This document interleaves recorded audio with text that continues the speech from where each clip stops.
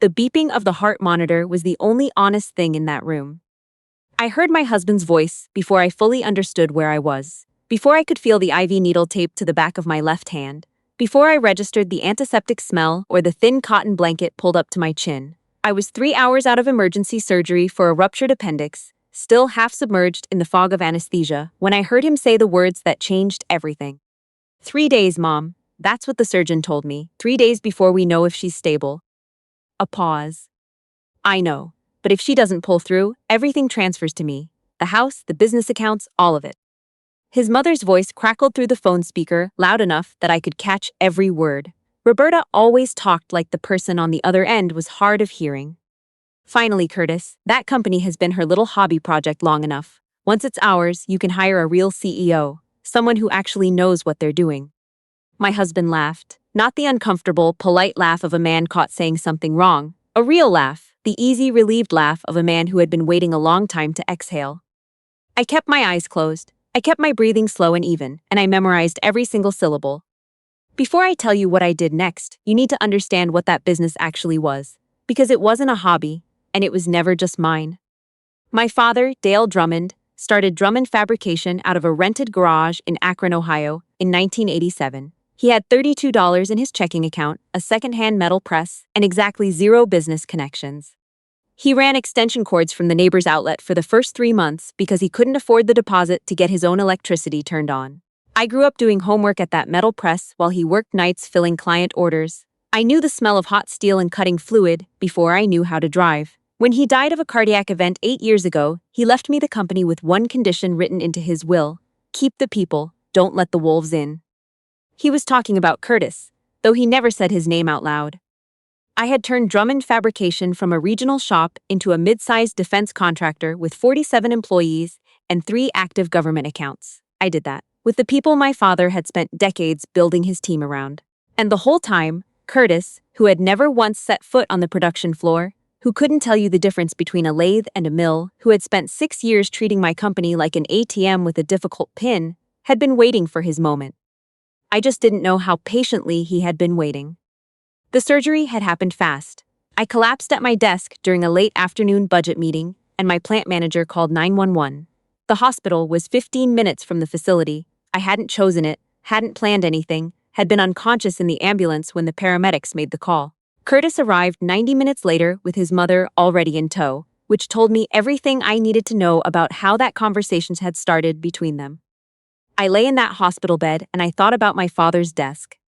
It was still in the corner of my office, the original mahogany one he'd used in the garage, scratched along the front edge, with a drawer that stuck unless you lifted and pulled at the same time. I'd kept it when we moved into the new facility. My CFO had suggested replacing it 3 times. I told him every time, the desk stays. That desk had survived the lean years, the IRS audit of 2003, the contract loss that nearly broke us in 2011. It was going to outlast a lot of things. I was not going to let it outlast me.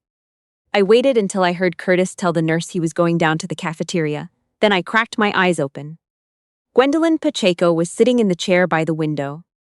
Of course she was. Gwen had been my family's housekeeper since as I was 9 years old, the year my mother got sick. She had braided my hair for the first day of high school, driven me to college orientation, and stood in the front row at my MBA graduation because my father couldn't get off a job site in time, and she had absolutely refused to let me walk across that stage with no familiar face in the crowd. She was 64 years old and had more sense in her left hand than Curtis had ever demonstrated in his entire life. She looked at me the second I opened my eyes. She said nothing. She just checked the hallway, pulled her chair to the edge of the bed, and leaned close.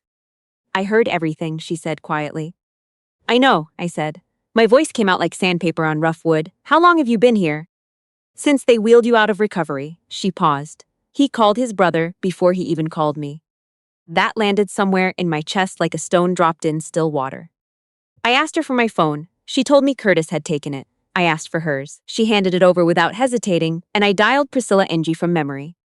Priscilla had been my father's attorney for the last decade of his life, and she was now mine. She was also a former JAG officer who had spent 12 years handling military contract disputes before she went into private practice, which meant she had no patience whatsoever for people who played games with legal documents. When I told her what I'd overheard, the line went quiet for 4 full seconds. Then stay calm, do exactly what I tell you. The next 48 hours were the most precise, focused hours of my adult life. From that hospital bed, using Gwen's phone and a legal pad Priscilla had her smuggle in beneath a get-well bouquet through the administrative side entrance, I executed a complete defensive restructuring of everything Curtis thought he was about to inherit. I want to be honest about something here, because the question I always get is, why didn't I see this coming sooner? The answer is the same one anyone in a bad marriage gives when they finally let themselves say it. I saw it. I explained it away. Curtis had always been dismissive of the business. I told myself it was insecurity, told myself he'd come around, told myself that the contempt that crossed his face when I talked about quarterly earnings was just stress from his own career frustrations. I had spent 7 years extending benefit of the doubt that I should have been spending on myself. I was done doing that. The day after surgery, my attending physician came in for morning rounds and found me sitting upright with Priscilla on speaker, reviewing document language. Dr. Harmon had treated me at my regular practice for years, and Curtis had not thought to call him, which said something. He pulled up a chair, listened without expression while I explained the situation, and then said simply, "I'm writing in your chart that you are alert, oriented, and demonstrating full cognitive function. What else do you need?" I told him I needed a medical power of attorney in my own name, effective immediately, and I needed Curtis's informal authority over my care revoked and documented. He nodded once and went to get the forms. Curtis returned from what he called a coffee run, 3 hours long, to find me sitting up in bed, signed paperwork on the tray table, and Gwen standing at the foot of the bed with her arms folded in a way that communicated very clearly he was not welcome here. He looked at the paperwork first, then at me, then at Gwen. "What is this?" His voice was careful. He hadn't decided how to play it yet. "Medical directive," I said. "I'm managing my own care from here out." He sat down slowly, the way a man sits when he's recalculating everything he thought he knew. His jaw went tight. "Willa, you just had major surgery. You need to rest, not." "I heard your phone call," I said. No raised voice, no trembling, the one with your mother, the 3-day timeline, the transfer. The color drained from his face so fast it was like watching someone pull a plug. He recovered quickly, I'll give him that. He started talking about how I had misunderstood, how I was still on pain medication, how he had only been trying to prepare himself legally in case things went badly. He reached for my hand. I moved it. He switched to standing, then to pacing, then to a quiet, controlled fury aimed at Gwen. "You did this. You've been filling her head with." "She has been sitting in that chair since I came out of recovery," I said, "which is more than I can say for you." He left. His footsteps in the corridor sounded exactly like what they were, a man retreating to regroup. While he was gone, Gwen smuggled Priscilla into my room through the service corridor. She had driven 4 hours from Columbus. She wore a cardigan and carried a canvas tote bag, like she was visiting a relative, and she dumped a stack of legal documents on my hospital tray table, with the efficiency of someone unloading a dishwasher, and we got to work.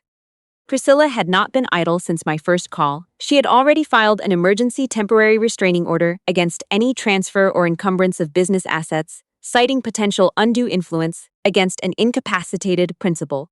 Every account Curtis would have needed to touch was frozen before he could reach it. She had already spoken to my CFO, who had, it turned out, received 2 calls from Curtis in the last 24 hours asking about asset valuations and liquidation timelines. My CFO had told him nothing, because he had worked for my father for 19 years and had never trusted Curtis. He had also, quietly, started saving the call logs. There was more. Priscilla laid it out in the flat, careful tone of someone who has prepared for the moment a client needs to hear hard news. Curtis had, 6 months earlier, used the equity in our jointly owned home to open a line of credit without my signature, processed through a notary whose license Priscilla had already flagged to the state bar. He had drawn against it 3 times, total amount $240,000. Every dollar had moved into an investment account in his name only, funding a real estate partnership with his brother. I sat with that for a moment. Then, I picked up the pen. I signed the trust documents first. An irrevocable charitable trust in my father's name, Drummond Fabrication transferred entirely into it, governed by a board of trustees composed of my CFO, Priscilla, and 2 independent directors. Curtis's name appeared nowhere in the structure. His mother's name appeared nowhere. Any claim either of them attempted would require dismantling an irrevocable trust that Priscilla had specifically constructed to withstand exactly that kind of legal pressure. Next, the house. It had always been in my name, purchased with company proceeds before we married, and I had never added him to the deed. The unauthorized credit line was grounds for immediate action, and Priscilla had already filed. I signed until my hand ached, then I kept signing. Curtis came back that evening with grocery store sunflowers and the careful, measured manner of a man who had spoken to an attorney and been told to be pleasant. He arranged the flowers, he asked how I was feeling, he made a comment about the hospital food. I watched him move through that room, adjusting the blinds, refilling my water, performing normalcy with the deliberate energy of a man who needed a witness to believe a performance. I had spent 7 years watching him do this in our house. I let him perform. Discharge came on the fourth day. I staged it for late afternoon when the floor was quieter. Priscilla left 40 minutes before me, the signed originals inside a courier bag tucked inside a travel umbrella. Gwen rode home with me. Curtis drove, and I watched the Ohio highway through the passenger window and thought about the drawer that sticks. The house was quiet when we arrived. Curtis had cleaned, he had made coffee. He suggested I take the downstairs guest room for recovery, fewer stairs. I agreed. The guest room sat directly below his home office, where he kept a filing cabinet I had never had reason to open before now. I gave him 4 days. 4 days of being a compliant, recovering wife, sleeping late, accepting soup, nodding at suggestions. 4 days of listening through the ceiling while he made calls upstairs, his voice low but not low enough for the room below to be a mystery. His brother, twice. An unfamiliar name, once, speaking about repositioning a portfolio. An attorney, once, for 45 minutes. Gwen came every day with meals. She was also quietly photographing documents Curtis had left on the kitchen counter. The ones he'd forgotten to put away, or hadn't believed I could read clearly anymore, or just hadn't thought I was tracking. On the fourth evening, through the ceiling, I heard him tell his brother, "The attorney thinks there might be a capacity angle. She was on heavy anesthesia. If we can show she wasn't competent when she signed, we can challenge the whole thing." I went to the kitchen, poured a glass of water, stood at the counter, listening to the refrigerator hum. Then I called Priscilla and told her we needed to move. Curtis had arranged a welcome home gathering for the following Saturday, a casual dinner with friends, he said, to celebrate my recovery. I knew what it actually was. His attorney had called about a document he wanted me to sign while everyone was together. His mother had RSVP'd the same day she was invited, which she never did for anything unless she was expecting a financial outcome. He'd built himself a stage. I decided to use it. Saturday came in with flat October weather, overcast, the light the color of old nickels. Curtis had ordered catering. At 10 o'clock, there were 12 people in my living room. His mother, his brother, 2 couples I'd met at his office functions, his business partner, and, standing near the far wall with a glass of water, a man I had never seen whose posture was unmistakably that of someone who charges by the hour. Gwen arrived early and stayed in the kitchen. Dr. Harmon came as a personal guest. He understood, without me explaining every detail, why that mattered. Priscilla arrived at 6:15 in her work blazer, carrying a leather document case that she set on the coffee table with a sound like a judge calling the room to order. Curtis stopped mid-sentence in the middle of a speech about resilience, specifically my resilience, wrapped in language that positioned him as my devoted caretaker through an impossible time. I set down my glass and stood up from the couch. I want to be clear, there was no dramatic entrance. I was wearing jeans and a button-down shirt. I was still moving carefully from the surgery, but I stood up straight, and I looked at my husband across that room full of people, and I spoke at a volume that reached every corner without any effort at all. I think it's time to be honest about a few things. I told them about the phone call, the 3-day timeline, the business transfer conversation with Roberta. I told them about the unauthorized credit line, $240,000, drawn against a house that was mine before he ever moved a piece of furniture into it. I told them about the calls to my CFO. I told them about the capacity challenge his attorney had suggested pursuing. Roberta tried to speak twice. I let her begin and then continued talking, and she stopped both times because I wasn't shouting, wasn't performing grief or anger. I was reporting facts, and facts don't leave room for interruption. Curtis tried the old method, voice low, head tilted, the practiced calm of a man accustomed to talking his way through things. "Willa, you have been through something traumatic. What you think you heard?" "I have the call logs from my CFO," I said, time-stinted, with transcription notes. I looked at the unfamiliar man by the wall. "If you're his attorney, I would strongly suggest reviewing them before advising him further." The man set his water glass on the side table and said nothing. Priscilla opened the document case. She laid the trust deed, the hospital discharge record, Dr. Harmon's competency notation, and the fraud filing against the unauthorized credit line across the coffee table in a row, the way you lay down a hand at a card game you've already won. Dr. Harmon stepped forward from the edge of the room and confirmed, briefly and clearly, that I had been fully alert and legally competent at every point during my hospital stay. Roberta had gone very still in her chair by the window. She was looking at her son the way people look when they understand that the story they were told was not the complete story. Curtis looked at the documents. He looked at me. He looked at the room. Then he asked everyone to leave. Not me, everyone else. His friends went quietly, the way people exit when they need to not be associated with what they just witnessed. His brother paused at the door, started to say something, and stopped. The caterer began packing up the food with quiet professional efficiency. Roberta left last. She walked past me without looking at me and paused at the front door and said, to the room more than to anyone in it, I didn't know about the credit line. I believe that was true. It didn't change anything between us, but I believe it was true. The divorce took 7 months. Curtis challenged the trust. Priscilla dismantled the challenge in a motion that ran 42 pages, cited 11 precedents, and concluded with a paragraph the judge later described, on the record, as thorough. The fraudulent credit line became a separate civil matter, resolved in my favor before the divorce was finalized. Curtis received what he was entitled to under Ohio marital property law, which, because we had kept finances largely separate and the house predated the marriage, was not very much. He relocated to Cincinnati. I don't keep track of where he goes. Drummond Fabrication closed that fiscal year at its highest revenue point in company history. My CFO sent me the numbers on a Tuesday afternoon. I sat at my father's mahogany desk, the scratched one, the one with the drawer that sticks, and I read them twice. Then, I called Gwen. She came over and I made dinner for once, instead of always the other way around.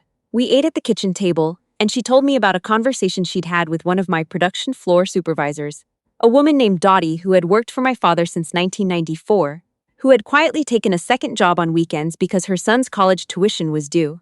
I listened to the whole thing. The next morning, I called my CFO and told him I wanted to establish a tuition assistance program for employees' dependents, $12,000 a year per employee, named after my father. Gwen is officially retired now. She has an open invitation to the office whenever she wants, the kitchen, the conference room, my father's old chair by the window. She comes Thursday mornings, waters the plants, and stays 3 hours talking to the production team about their families. That is her office, too, and anyone who works there knows it. I kept the desk. Some mornings I sit at it and I think about that hospital room, the monitor beeping, the antiseptic cold of the air, the careful measured breathing I trained myself into while my husband counted down what he thought were my last useful days. I think about what I almost let happen, about what I almost didn't fight for. Then I lift and pull the stuck drawer, the way my father showed me when I was small enough to stand on a step stool to reach it, and I get back to work. If this story meant something to you, please share it with someone who needs to hear it today. And tell me in the comments, what helped you find the strength to hold the line when someone you trusted tried to take everything? I read every single one.